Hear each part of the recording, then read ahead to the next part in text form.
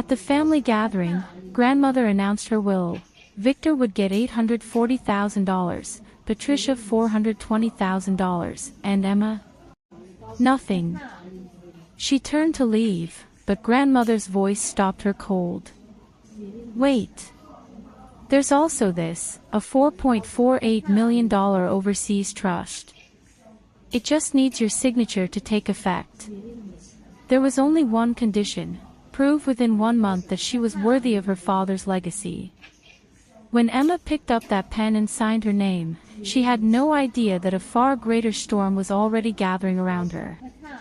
And her father's death was never just an accident. Emma didn't move.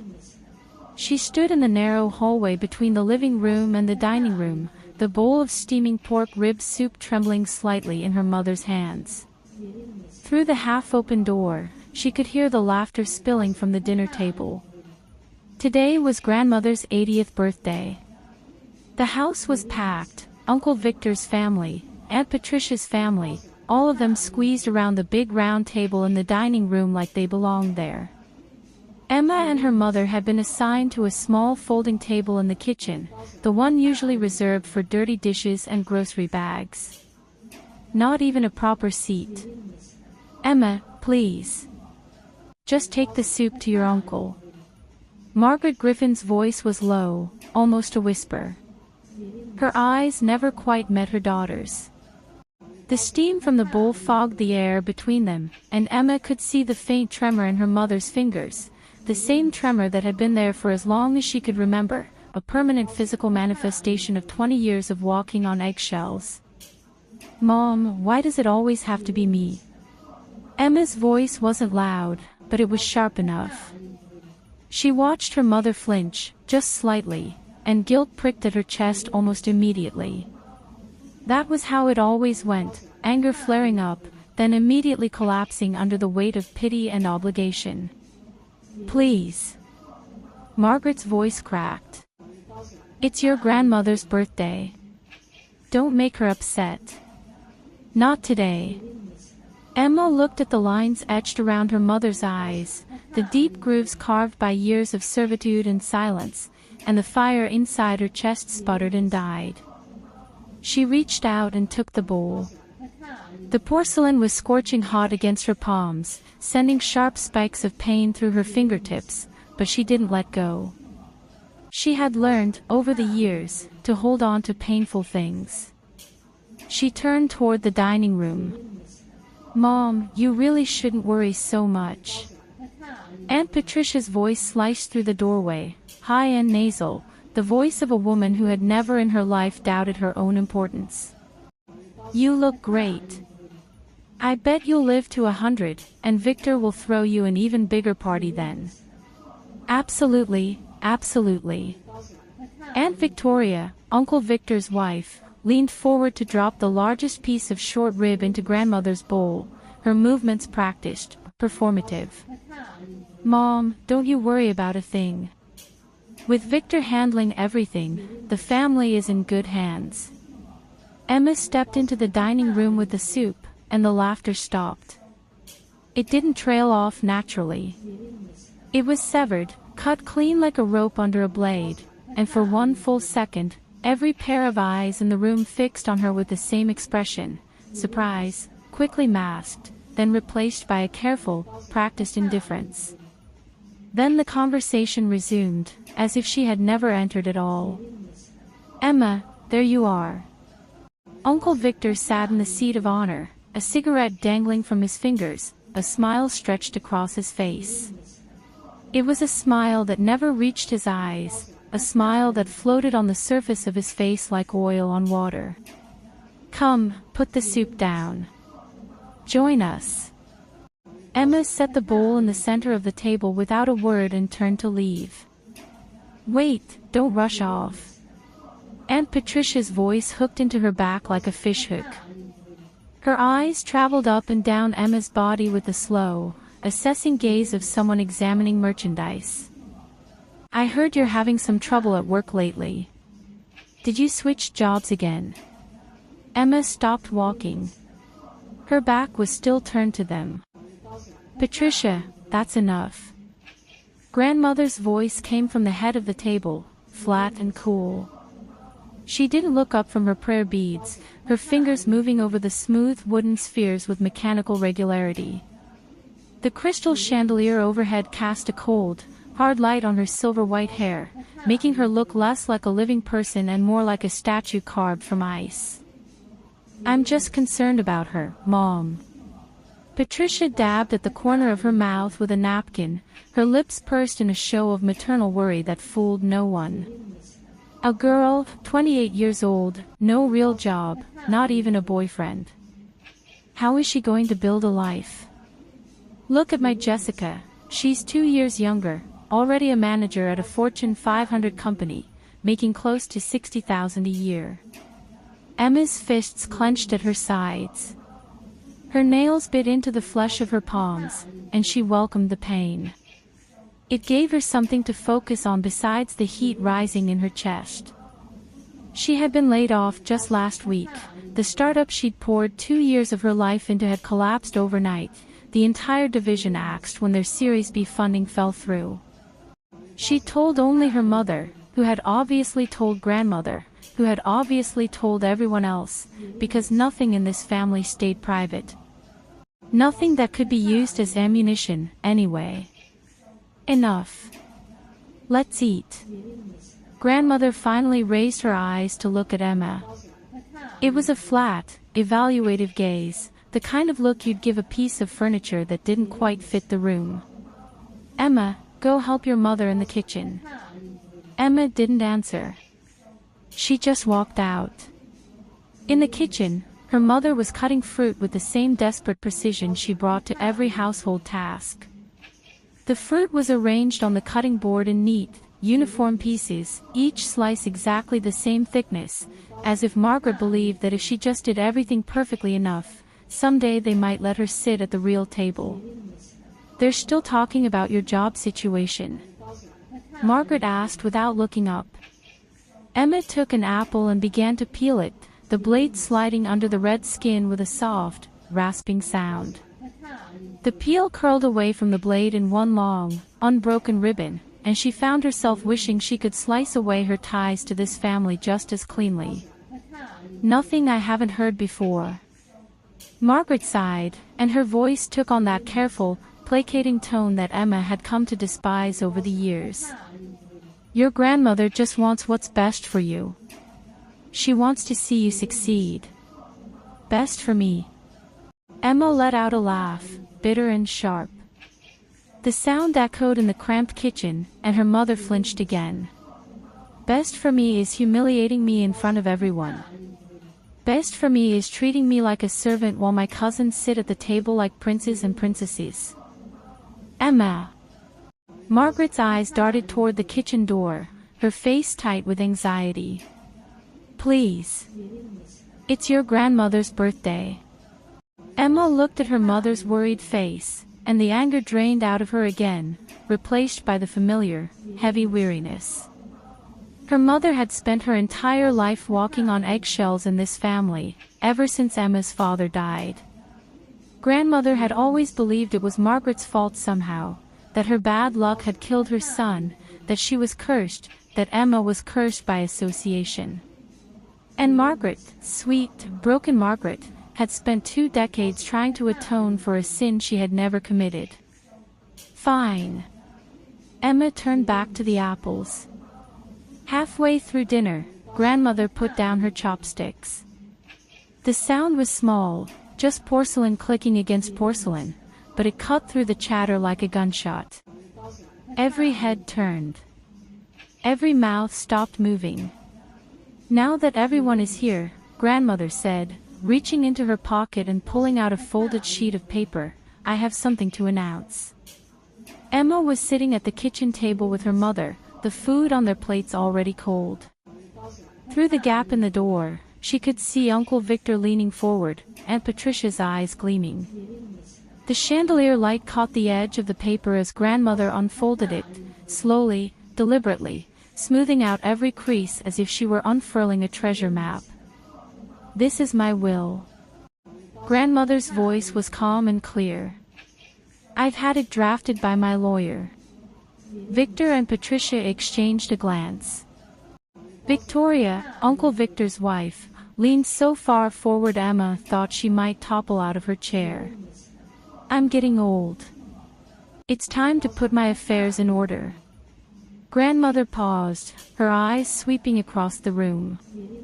They were old eyes, but not clouded, sharp, piercing, missing nothing. "Victor, you are my eldest son. You've contributed a great deal to this family over the years. This house, and all my domestic assets, approximately $840,000, will go to you." Victor's face bloomed into a smile. He tried to arrange his features into something appropriately solemn, but the greed leaked through anyway, bright and unmistakable. "Mom, you didn't have to. It's my duty to take care of you." Grandmother continued as if he hadn't spoken. "Patricia, you married out of the family, but you are still my daughter. I'm leaving you $420,000.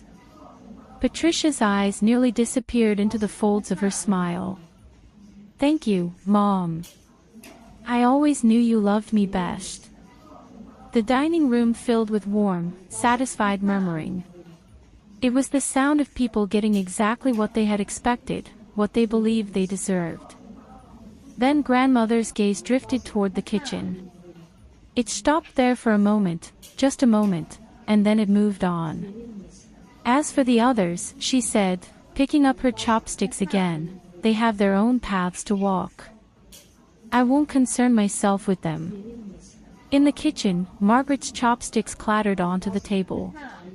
Emma looked at her mother's face, the bloodless cheeks, the trembling lips, the eyes already welling with tears that would never be allowed to fall, and something inside her finally snapped. She stood up so fast her chair shrieked against the linoleum floor. "Emma, where are you going?" Margaret grabbed her wrist. Her fingers were ice cold. Emma shook off her mother's hand and strode into the dining room. Every face turned toward her. She could read the expressions like a menu, surprise that she dared to enter, contempt that she was making a scene, and underneath it all, a thin, glistening layer of anticipation. They wanted this. They wanted the drama. It made the meal more interesting. "Grandmother." Emma stood at the foot of the table, her shadow falling across the white tablecloth. "What you're saying is, my mother and I get nothing." The prayer beads stopped moving. Grandmother looked up at her, and her expression was utterly unreadable. "You have hands and feet. You can earn your own way." "Earn my own way." Emma laughed, and the sound was jagged, splintered. She could feel something rising in her chest, all the years of swallowing her pride, of taking the lesser seat, of pretending not to hear the whispered comments about the poor, fatherless girl. "Last year, I quit my job to take you to Beijing for your medical treatment. I was gone for 2 months. When I came back, my position was gone. Do you not remember that? That was your own incompetence." Patricia's voice cut in, shrill and self-righteous. "Besides, taking care of your grandmother is your duty. You're her granddaughter. It's the least you could do. The fact that you're bringing it up now is just embarrassing." "Exactly." Victoria nodded along, her expression oozing condescension. "Emma, dear, you're a grown woman. It's time you learned how the world works. Grandmother's money is grandmother's money. She can do whatever she wants with it. A young lady throwing a tantrum like this, it's not a good look."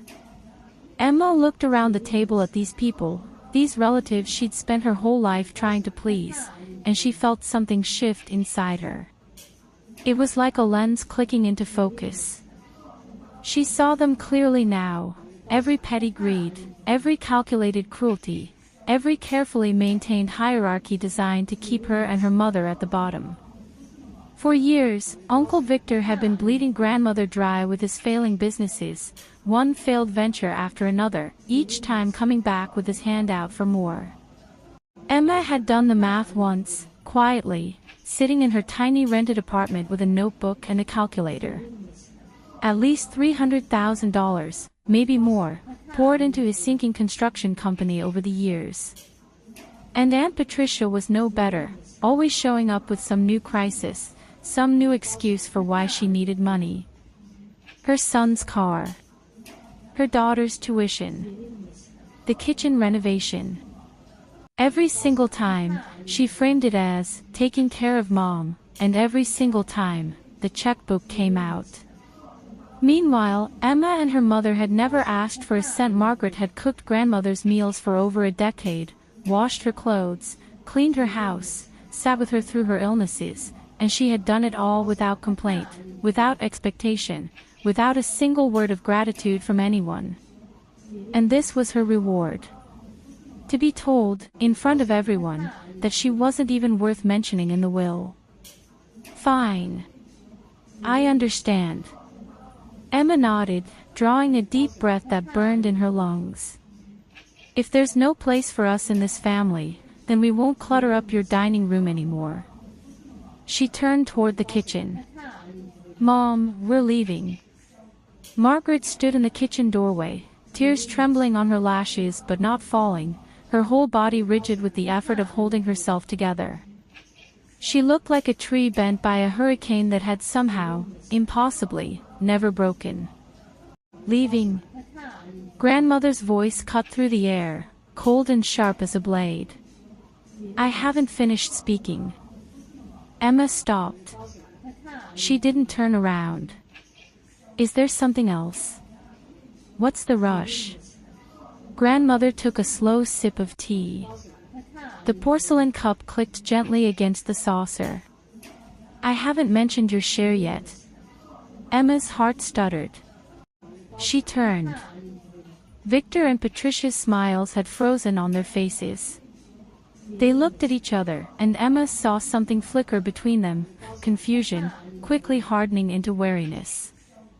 Mom, Victor said carefully, his voice suddenly tight, didn't you just say? I was talking about my domestic assets. Grandmother set down her teacup and reached into her pocket again. This time, she pulled out an envelope, manila, slightly worn at the edges, as if it had been handled many times. She placed it on the table and pressed her fingers against it, just lightly. This is a different document. It's the authorization for an overseas trust fund. Every eye in the room locked onto that envelope. Emma. Grandmother looked at her, and for the first time in Emma's life, she couldn't read the expression in those old eyes. Your father may have left this world too soon, but he left something for you. Before he died, he put away money from his overseas business. It's been sitting in a trust fund all these years. The total is $4.48 million. Silence. The kind of silence that has weight, that presses against your eardrums. The only sound in the room was the ticking of the old grandfather clock against the wall, each tick marking out the seconds like a heartbeat. Emma stared at the envelope. $4.48 million. The number was too big to process, like trying to comprehend the distance between stars. However, Grandmother continued, and her voice sharpened, this money doesn't come free. The trust has conditions. You have to sign the authorization in person for it to take effect. And there's one more thing. What thing? Emma heard herself ask. You have 1 month. 1 month to use this money to build something, a real business, a real achievement, and prove that you're capable of handling your father's legacy. Grandmother's eyes bored into her. If you fail, the entire amount goes to charity. Every last cent. Before Emma could respond, Victor shot to his feet. His chair scraped against the marble floor with an ugly screech. Mom! This is insane. $4.48 million. Emma. She can't even hold down a job. She's a girl, she doesn't know the first thing about business. You're just throwing money away. That's right, Mom. Patricia's voice pitched upward with panic. Emma's been job hopping for years. You're giving her a month to build a business. That's impossible.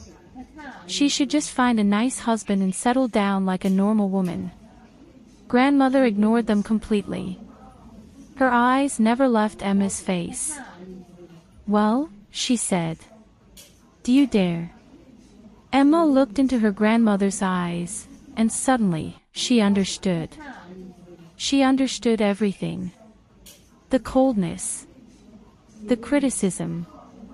The years of being pushed to the margins, made to serve, made to swallow her pride again and again. It wasn't hatred. It had never been hatred. It was a forge. A crucible.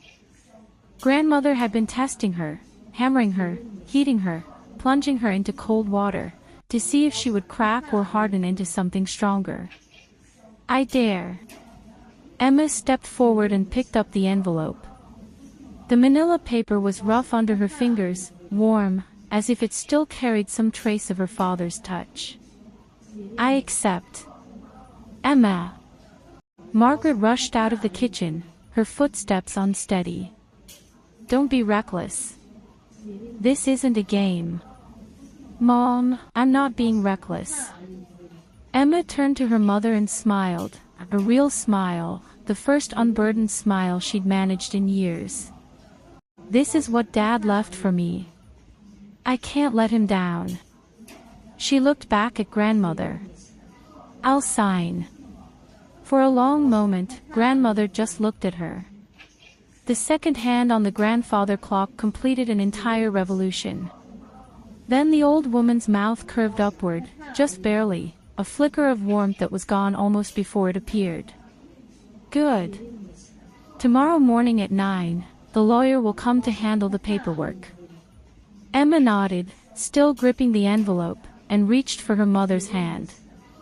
Margaret's fingers were rough and cold, still smelling faintly of dish soap.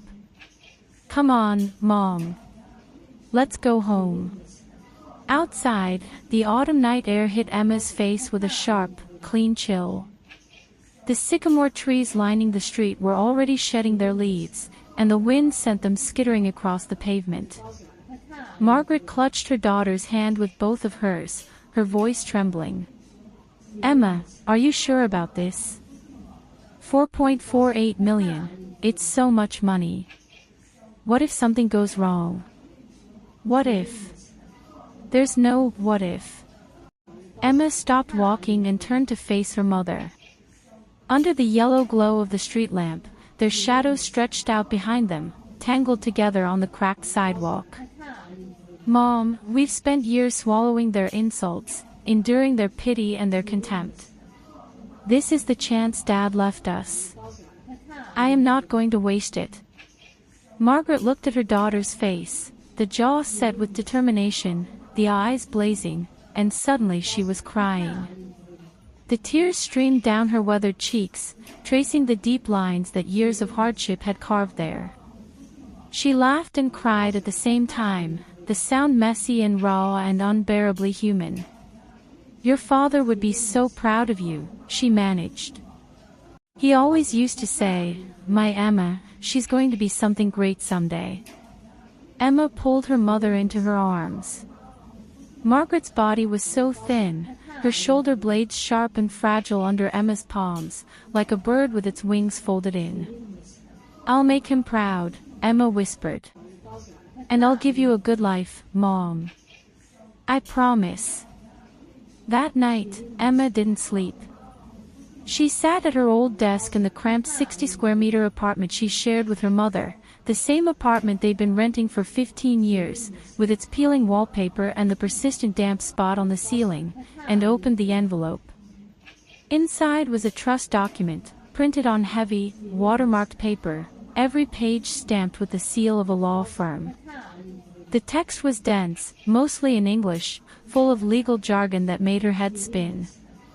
She read it 3 times, her dictionary app open beside her, until she had teased out every relevant detail. 4.48 million US dollars. Not yuan. Dollars. Which meant it was worth more than 30 million yuan. More money than she had ever imagined seeing in her entire life. The trust was held at Credit Suisse. The activation condition was brutally simple. The inheritor must complete a verifiable business investment and generate positive cash flow within 30 days of receiving notification. No extensions. No exceptions. If she failed, the entire amount would be donated to a charitable foundation. Tucked inside the envelope was a photograph, old and creased and faded at the edges. Emma picked it up with trembling fingers. It was a summer picture. She must have been about 7 years old. She was wearing a floral sundress, her hair pulled into 2 tiny pigtails, and she was holding up a melting ice cream bar to her father's mouth. Her father was young in the photo, his hair still black, no lines around his eyes. He was laughing, his whole face lit up with joy. She traced the outline of his face with her fingertip. So he had been thinking of her, all those years ago. In his final months, in the shadow of whatever he must have sensed was coming, he had quietly, carefully laid out a path for her. He had trusted her to walk it. And grandmother. Grandmother had known all along. Every cold look, every dismissal, every humiliating order to fetch tea or chop vegetables, it was all part of the test. Her father had wanted her tempered, not sheltered. He'd wanted her to learn how to stand up after being knocked down, because he'd known she would need that strength someday. Emma set the photograph on her desk and opened her laptop. She had 30 days to prove herself. She wasn't going to waste a single one.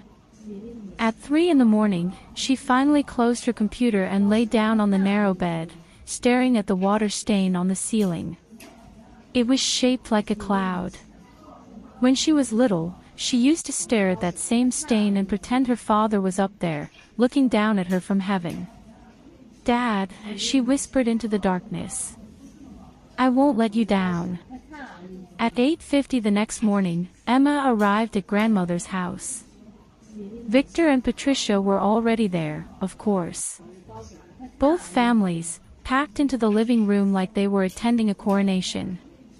Victoria had changed into a burgundy dress. Patricia was dripping with gold jewelry. They had brought refreshments, arranged themselves on the couches, and created an atmosphere that felt more like a business negotiation than a family meeting.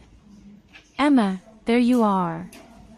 Victor surged to his feet and crossed the room toward her, his smile so wide and welcoming that anyone who didn't know him might have mistaken him for a loving uncle. Yesterday, he had been a lord dispensing charity to the peasants. Today, he was a humble supplicant. "Come, sit down. The lawyer hasn't arrived yet. Let's chat." Emma walked past him without a word and went straight to grandmother. "Good morning, grandmother." Grandmother nodded and gestured toward the sofa beside her. "Sit." Emma had barely settled onto the cushion when Patricia materialized at her elbow, bringing with her a cloud of cloying perfume. "Emma, honey, I was too harsh yesterday. I hope you're not upset. I just worry about you, sweetheart. You're so young, and that's such an enormous sum. A girl on her own, with no experience. What if someone took advantage of you? The world is full of terrible people." "Exactly."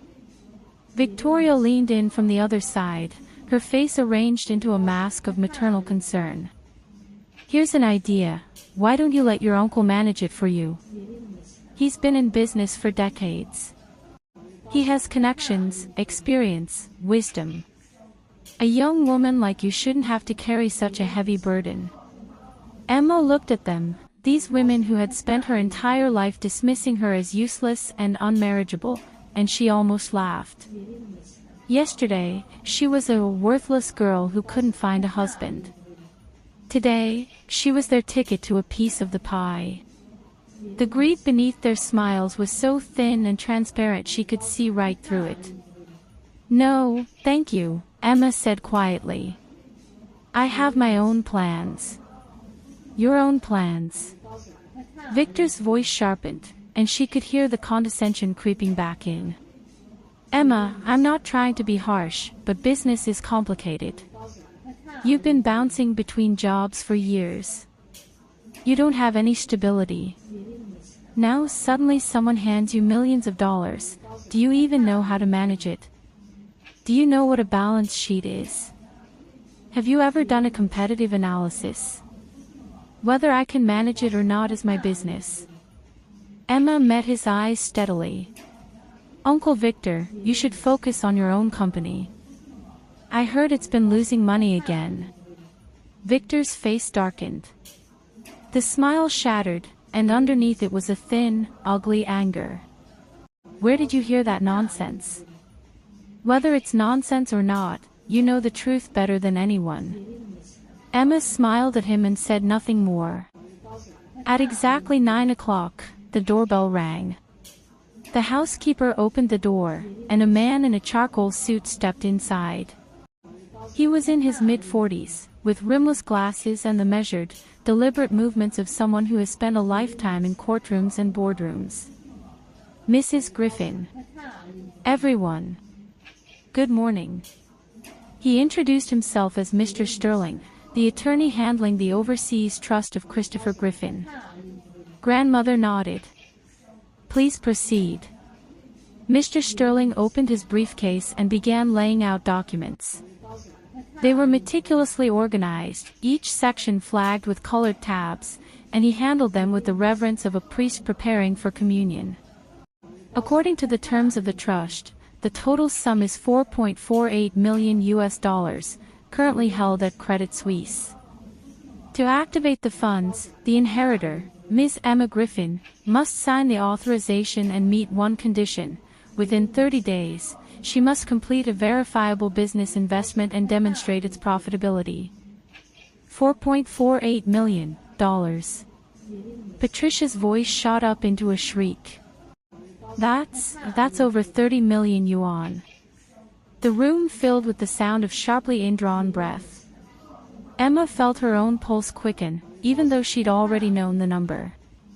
Hearing it spoken aloud by a lawyer in a suit made it real in a way that reading it on paper at 3 in the morning hadn't.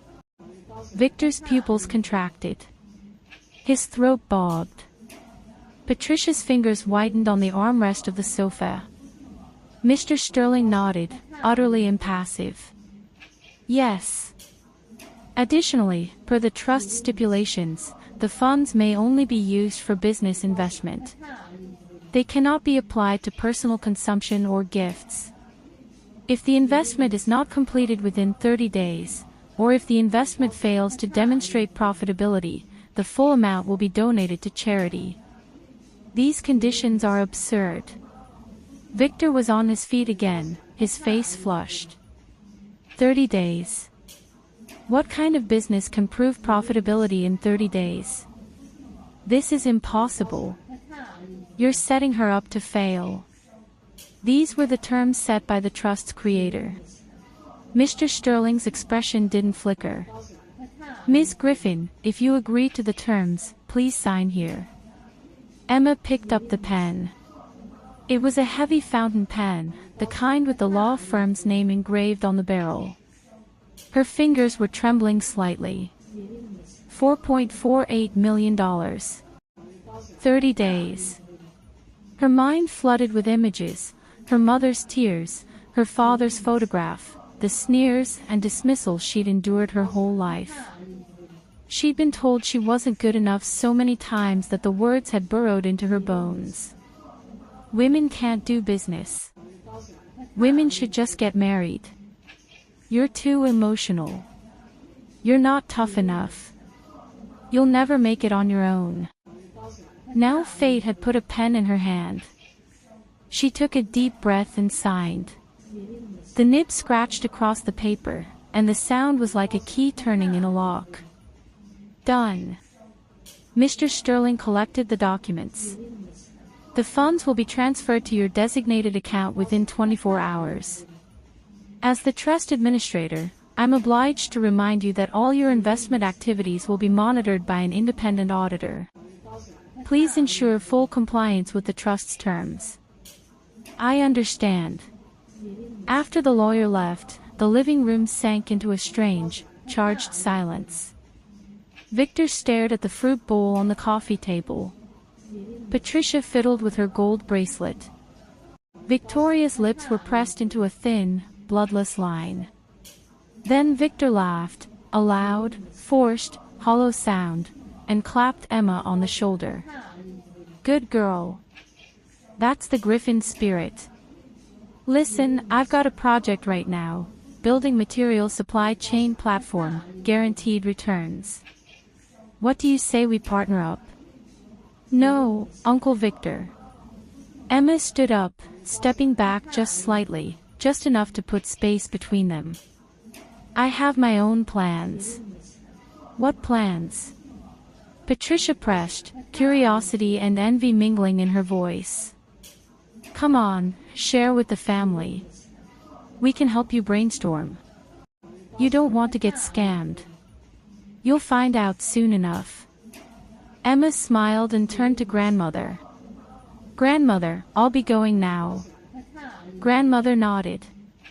Something moved in the old woman's eyes, a flicker, like a current stirring deep beneath still water. Go. Don't embarrass your father. Outside, Emma stood on the sidewalk and looked up at the sky. It was a perfect autumn day, high, clear, and cloudless. She pulled out her phone and dialed a number. It rang 3 times before a bright, familiar voice answered. Emma. Oh my God, you never call. What's up? Sophie. Emma felt a smile spreading across her face. That project you pitched me last year. I'm in. But I want 51% of the equity. There was a 3-second pause. Then a shriek. Are you serious? Emma, where did you get that kind of money? Don't worry about that. Emma looked out at the city skyline, the glass towers glittering in the autumn sun like a sea of silver. Bring the contract tomorrow morning. Same place as always, the coffee shop on West Street. Sophie Chin was her college roommate, a computer science major who'd skipped the corporate grind to build her own AI startup. She developed a genuinely impressive intelligent customer service platform. Emma had seen the demos, watched the algorithm parse complex queries with eerie accuracy, but she couldn't get funded. The problem was depressingly predictable. Investors took one look at a young female CEO and started shaking their heads before she'd finished the first slide. Sophie had spent the better part of a year doing the startup pitch circuit, running herself ragged across every venture capital firm in the country, and all she'd managed to scrape together was a small seed round. Her team had shrunk from 10 people to 4. Emma believed the technology could win. The problem was time. 30 days to prove profitability was brutal. She needed a blitzkrieg. The next few days were a blur. Emma registered an investment company. She showed up at the business licensing bureau 40 minutes before they opened, and when she sat down to fill out the forms, the clerk looked at her twice. You're the legal representative. Not a proxy. Emma said she wasn't. The clerk looked at her a third time, as if the idea of a young woman founding a company was some kind of exotic curiosity. She named it Griffin Capital, after her father. Then she sat down with Sophie at the coffee shop. Sophie arrived with a 60-slide deck and a binder full of technical documentation, dark circles under her eyes so deep they looked like bruises. How long has it been since you slept? Emma asked. 3 days. Sophie drained her Americano in one long gulp. When you called, I was about to dissolve the team. We couldn't make next month's rent. She set down the cup and stared at Emma. Seriously, where did you get the money? Emma gave her a brief outline of the trust. Sophie listened in silence. Then she took off her glasses and pressed her fingers against her reddened eyes. "If I told you this was a guaranteed win, I'd be lying," Sophie said quietly. "But I can promise you this, my algorithm is at least a year ahead of the market. The only problem is time. 30 days to positive cash flow is almost impossible. You said you were in talks with an e-commerce platform. That fell through." Sophie's mouth twisted. "The new procurement director doesn't work with startups. Too small, too risky, data security concerns." Emma put down her coffee cup. "Then we'll go bigger." Sophie looked at her, and behind the smudged lenses, her eyes began to brighten. The next morning, Emma sent an email directly to the vice president of one of the country's top 3 online retail platforms. She bypassed the standard business development channels entirely, leveraging a connection Mr. Sterling had provided. The email was 3 sentences long. "I have capital. You have needs. My technology outperforms your current solution by 30%. Want to talk?" The VP responded the same day. For the next 2 weeks, Emma barely slept. She threw herself into every aspect of the project, negotiating contracts, optimizing the algorithm with Sophie's team, hiring new engineers, upgrading their server infrastructure. Sophie's operation moved out of the cramped sub-basement they'd been renting and into a bright, modern co-working space in the tech park. The windows actually opened. The air conditioning worked. It felt like a different world. Sophie called her a workaholic. But Emma knew the truth. She couldn't afford to lose.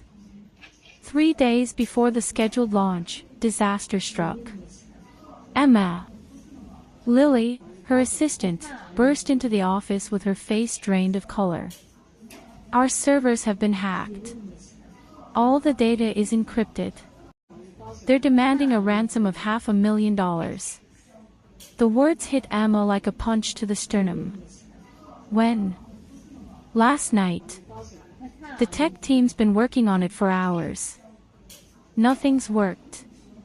Lily's voice was shaking. Sophie's eyes are completely bloodshot. Emma rushed to the tech room. The space was in chaos. Empty coffee cups and takeout containers littered every surface. Sophie was hunched over a keyboard, her eyes rimmed with red, her fingers flying across the keys. The other engineers sat slumped in their chairs, defeated. One of them was quietly packing up his desk. "It's sophisticated," Sophie said without looking up. Her voice was hoarse, scraped raw by exhaustion. "New ransomware variant. The encryption's extremely complex. I've tried every standard decryption method we have. Nothing. Did we call the police?" "Yeah. Cybercrime unit says it'll be at least 3 days before they can open a case. The hackers gave us 24 hours. Emma stared at the blackened server monitors, her mind racing. A hack 3 days before launch, at the exact moment when her entire team was stretched to the breaking point. This wasn't a random attack. This was surgical. This was personal. "Keep trying," she said, her voice steadier than she felt. "I'll handle it." Back in her office, she pulled out her phone and scrolled through her contacts until she found a name she hadn't called in years. The phone rang for a long time before someone picked up. "Hello? Who the hell is calling at this hour?" "Kevin. It's Emma." There was a brief pause. Then his voice sharpened. "Emma. Holy shit.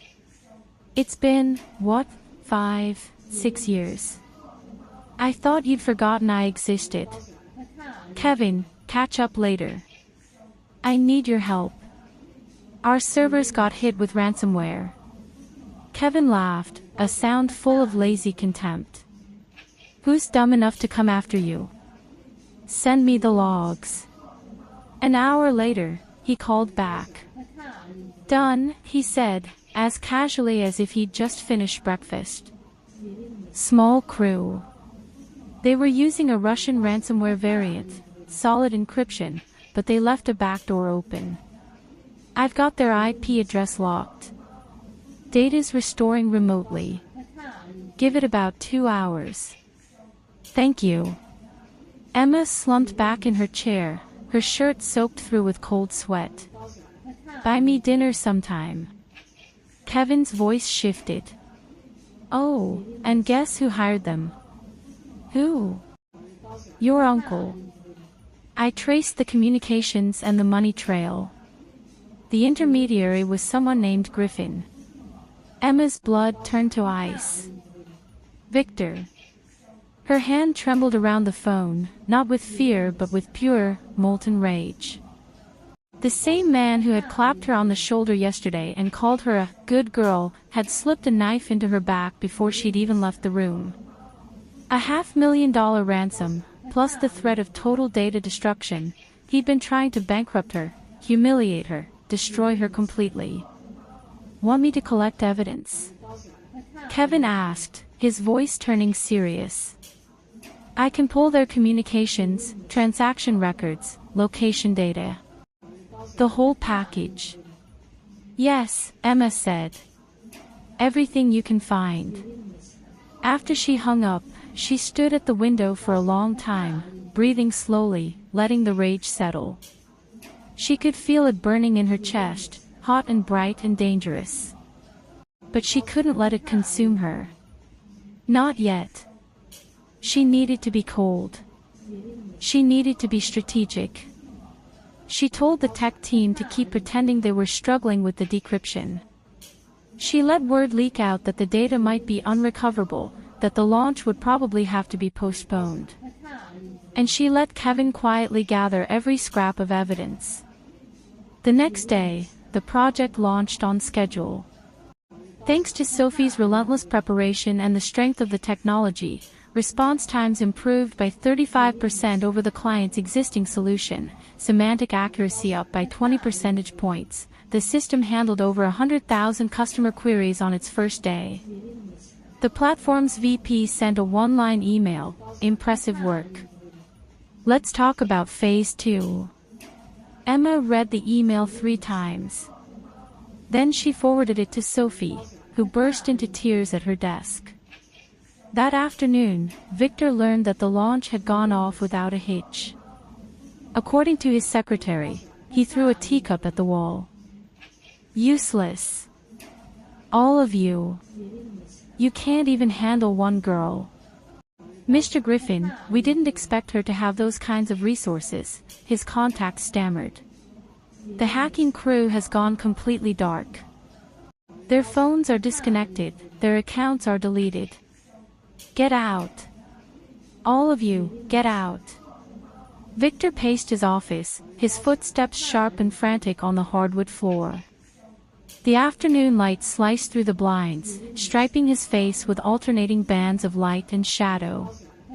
He stopped and grabbed his phone, dialing Patricia. Patricia, go to Mom. Tell her Emma's project is a scam. Tell her the whole thing is fraudulent. Get Mom to revoke her inheritance. Victor, do you really think that'll work? Patricia's voice was uncertain. Mom's practically doting on Emma now. She's not going to believe us. Why wouldn't she? Mom cares more about the family's reputation than anything. If you tell her Emma's running a fraud, she'll cancel the whole thing. I know she will. Fine. I'll go now. But before Patricia could even leave her house, her phone rang. Grandmother's voice on the other end was as flat and calm as a frozen lake. Patricia. You and Victor come to the house. Now. Patricia's stomach dropped. When they arrived, Emma was already there, sitting next to grandmother on the sofa, pouring her a cup of tea. Steam rose between them, softening the edges of the scene. "Mom, what's going on?" Victor asked, his voice straining for casual cheerfulness. Sweat gleamed at his temples. Grandmother set down her teacup and looked at him. "Victor, what have you been busy with lately?" "Nothing special. Just some small projects. I've been looking at a few new ventures." He rubbed his hands together, his eyes darting around the room. "Is that so?" Grandmother's voice was soft, but it carried a weight that pressed the air out of the room. "Then explain to me why you hired someone to hack Emma's servers." Victor's face went white. "Mom, what are you talking about? I would never do something like that.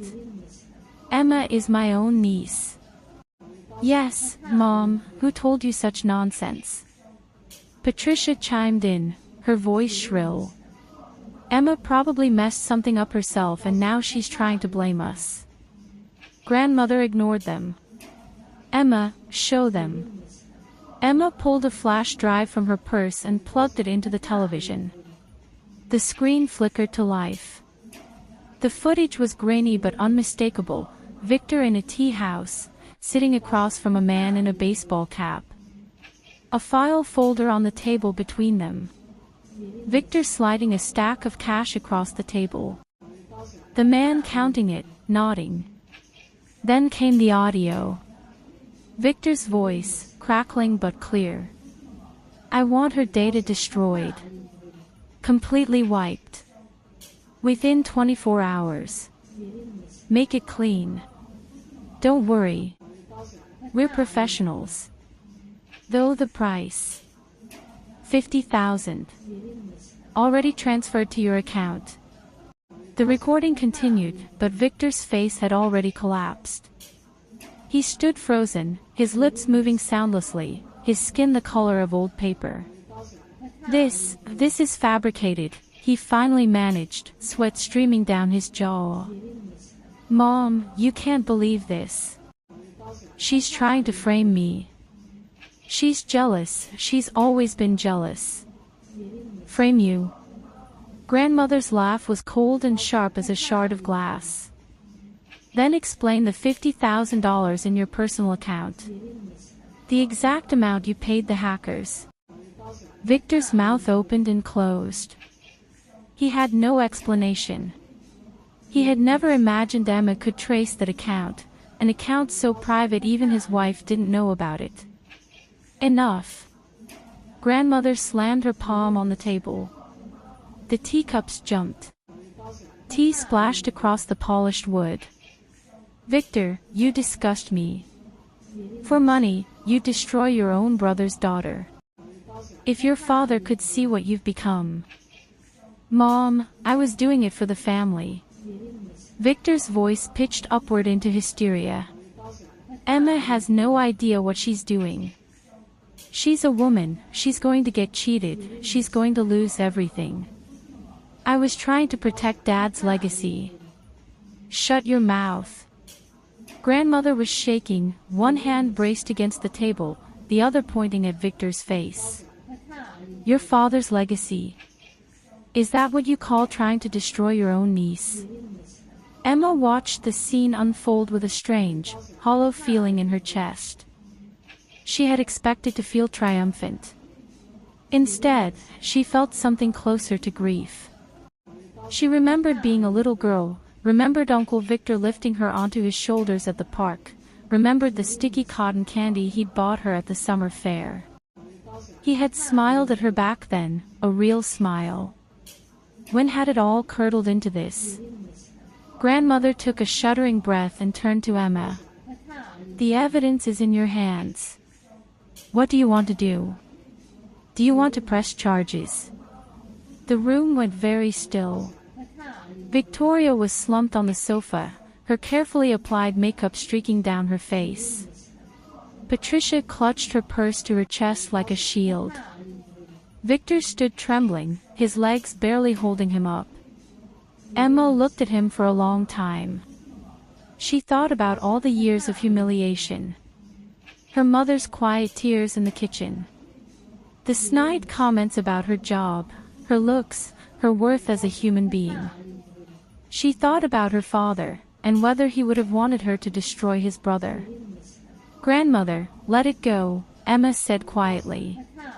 "As long as he stays away from me from now on, I won't pursue it. But I'm keeping the evidence." Grandmother studied her face, and something flickered in the old woman's eyes, surprise, then a deep, weary sort of pride. "Fine," Grandmother said. She turned back to Victor and Patricia, her voice hardening. "You heard her. Emma is letting this go out of respect for family. But from this day forward, you will not interfere in her affairs. You will not touch her money. If I hear of either of you making any move against her, I will not be so merciful." Victor and Patricia stood with their heads bowed, not daring to speak. 1 month later, Emma's project had not only recouped its costs, it had signed a second major client. The AI customer service platform passed its peak stress tests flawlessly. Sophie's algorithm won 2 industry innovation awards. The media started running stories about the AI startup founded by 2 young women that's taking the industry by storm. Investor inquiries flooded in. The trust fund conditions were met. $4.48 million was officially transferred into Emma's name. That afternoon, Grandmother called her to the house. The old woman was in her study, a worn photo album open on her lap. Sunlight filtered through the blinds, striping the pages with gold. "This is your father, when he was young." Grandmother turned the pages slowly, her fingers brushing over each photograph with a tenderness Emma had never seen before. "He was just like you. Full of fire. He started his first business at 23. Failed 3 times before he finally made it. He used to say that business isn't about who runs fastest, it's about who gets up again after being knocked down." Emma looked at the photograph of her young father, standing beside an old sedan in an ill-fitting suit, his hair windswept, his grin wide and uncomplicated. Her memories of him were so thin, she had been only 7 when he died. She remembered his large hands, his deep laugh, the rumble of his voice when he read her bedtime stories. Faded photographs were all she had left. "You knew about the trust all along, didn't you, Grandmother?" Grandmother nodded and closed the album. The gold lettering on the cover, Griffin, was faded and peeling. "Before your father died, he made all the arrangements. He was afraid you were too young to handle so much money, so he set those conditions. He said his money wasn't for raising spoiled children. It was for raising people who could fly. Then why, all those years? Why was I so cold to you?" Grandmother smiled, and the smile was full of bitterness and relief and the wry, knowing humor of the very old. "Your father told me, jade isn't polished into gemstone without grinding. If you couldn't endure a little unfairness, how could you carry such a heavy weight? Someone who crumbles under pressure, the more money they have, the more dangerous it becomes." Emma felt the pieces click into place. All those years. The coldness. The dismissals. The relentless pushing to the margins. It hadn't been cruelty. It had been a forge. A hammer, striking her over and over, shaping her into a blade. "I'm sorry, Grandmother. I misunderstood you for so long." Grandmother patted her hand. The old woman's fingers were dry and warm, the skin soft as worn silk. "Silly girl. There's nothing to be sorry for.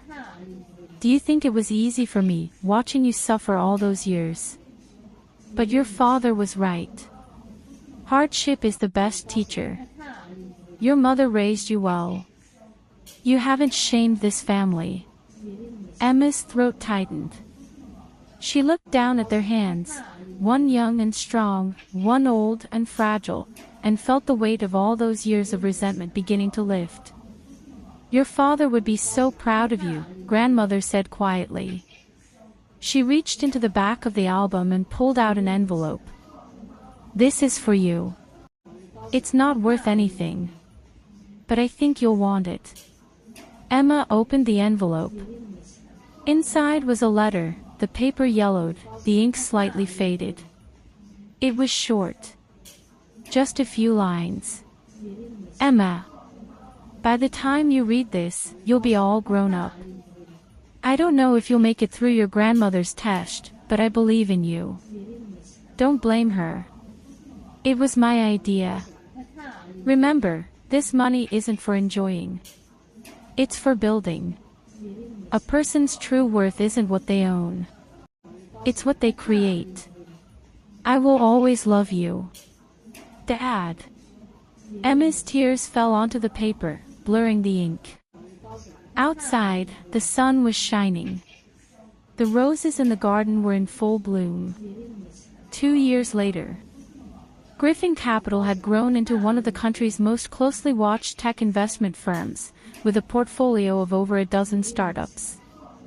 Sophie's AI company went public to strong valuations, and together they launched the Griffin Women's Entrepreneurship Fund, which had already helped over 300 women turn their ideas into businesses. Margaret had learned to garden. The small house they bought on the west side of the city had a yard full of roses, red, pink, white, that bloomed every spring in a riot of color. She'd also taken up piano, and her teacher said she had a natural touch. She was writing a memoir, slowly, in longhand, on a yellow legal pad. Grandmother still lived in the old house. On her 90th birthday, Emma asked what she wanted as a gift. The old woman thought for a moment. Have a big copy made of your father's photograph. The one where he's smiling. I want to hang it in the living room. Emma had it done. The photograph was enlarged to 20 inches, set in a gold frame, and hung in the most prominent spot in the house. Every morning, grandmother would stand in front of it for a while, sometimes murmuring a few words, as if she were talking to someone only she could see. As for Patricia, after Victor's sentencing, she came to see Emma once. She didn't bring gifts. She didn't force a smile. She just stood in the doorway, her head bowed. Emma, she said, and her voice was hoarse, the lines around her eyes deeper than they'd been before. I'm sorry. For everything. The way I treated you and your mother. I was wrong. Emma looked at her aunt for a long moment. She remembered all the slights, all the cruelties, all the years of being made to feel small. Time couldn't erase those wounds. But time could give a person the chance to change.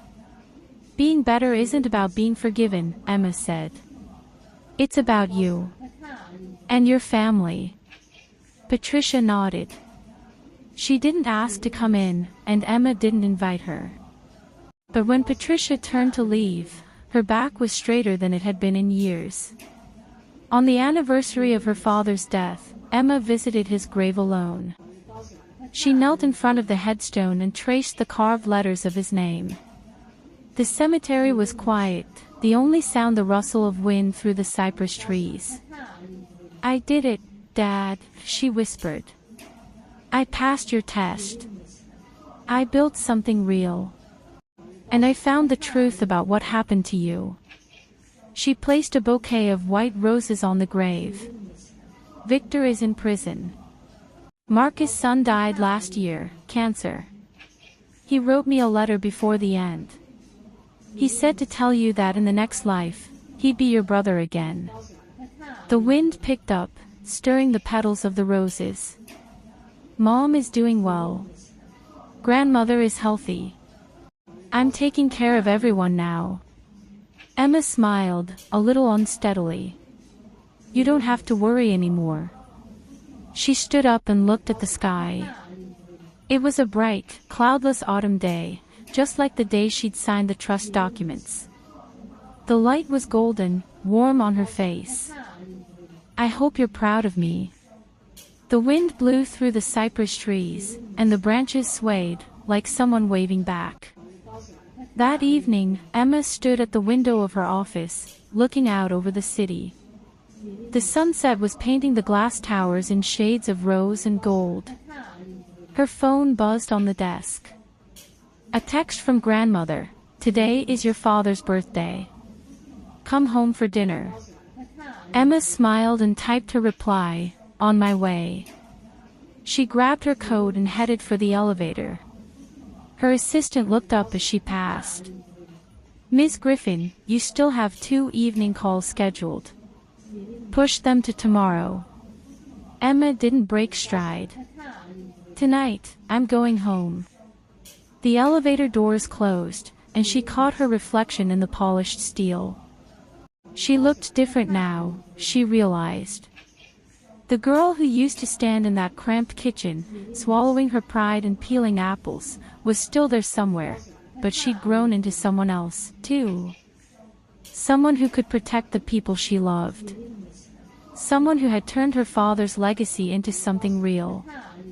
Outside, the autumn wind was cool and sharp. The sycamores along the street were shedding their leaves in drifts of gold. Emma looked up at the sky, where the last light of sunset was fading into dusk. "Happy birthday, Dad," she said quietly. And somewhere, in the rustle of the leaves and the warm glow of the street lamps and the distant sound of the city settling into evening, she could almost hear him answer.